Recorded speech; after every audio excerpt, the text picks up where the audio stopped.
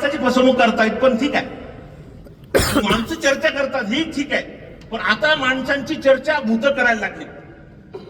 तर मी कल्पना केली, कवी असल्यामुळे जीवन देखे रवी ओ देखे कवी असं म्हणतात.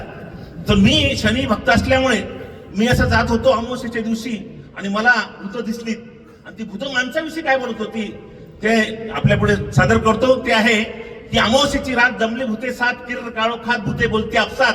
भूतांचा विषय होता मानव, ज्यामध्ये कुळ आहे 96. चर्चा भूतांची चालली होती, कुणाच वाटे माणसाची भीती. त्यातील भूताचा पोरगा विचारतो बापाला, डॅडी डॅडी तुम्ही घाबरता माणूस की सापाला? डॅडी तुम्ही घाबरता माणूस की सापाला? तर भूत म्हणे बेटा माणसापेक्षा साप बरा, तू म्हणशील तुझा बाप बरा.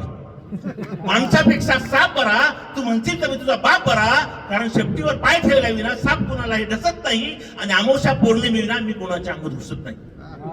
पण माणसाची सारी तरा फार न्यारी आहे, त्याची वागण्याची तरा सर्वांपेक्षा फार भारी आहे. तो कारण नसताना कुणालाही कधी डसत असतो. रात्र असो दिवस असो अमावस्या पौर्णिमा कुणाच्या अंगात घुसत असतो.